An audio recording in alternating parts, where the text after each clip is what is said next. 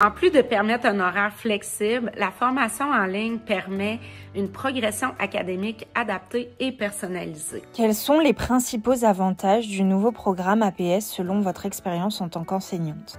Le nouveau programme intègre des contenus mis à jour, garantissant aux APS de posséder les connaissances nécessaires pour répondre aux exigences du milieu scolaire. Quels sont les principaux objectifs du nouveau programme Aide pédagogique spécialisée? L'objectif principal du programme est de former des APS capables d'accompagner des élèves rencontrant des difficultés d'apprentissage ou comportementales, tout en collaborant avec le personnel scolaire. Quelles sont les compétences clés que vous cherchez à développer chez les futurs APS au cours de leur formation?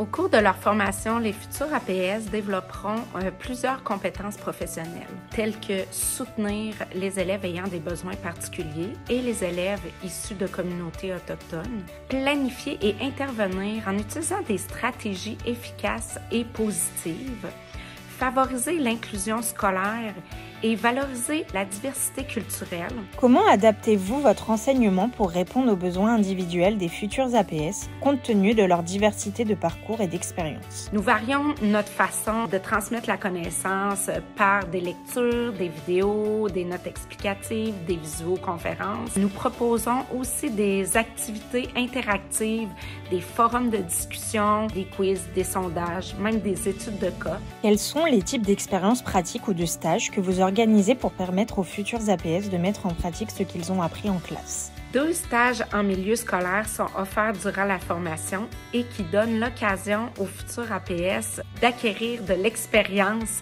en milieu scolaire et de développer leurs compétences professionnelles sur le terrain. Les étudiants et les étudiantes mettent en application les stratégies d'intervention apprises et on les invite également à réfléchir sur leurs pratiques.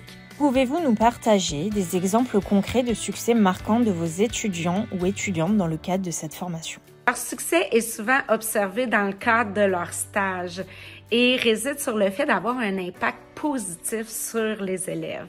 Par exemple, de constater qu'un élève a fait des progrès au niveau socio-émotionnel grâce à ses interventions, ou de constater qu'un élève a fait des progrès au niveau de ses apprentissages grâce à un outil adapté qu'il ou qu'elle a créé. Quels sont les contenus les plus populaires et comment les intégrez-vous dans votre programme d'enseignement? Les contenus portent entre autres sur le rôle de l'APS, sur les réalités des francophones en milieu minoritaire, sur la littératie, sur la numératie, sur les stratégies d'intervention, sur les élèves autistes, les troubles du langage, etc.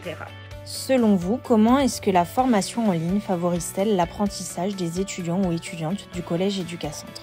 En plus de permettre un horaire flexible, la formation en ligne permet une progression académique adaptée et personnalisée. En créant des environnements interactifs et enrichissants, la collaboration et le partage d'idées entre étudiants et étudiantes devient possible.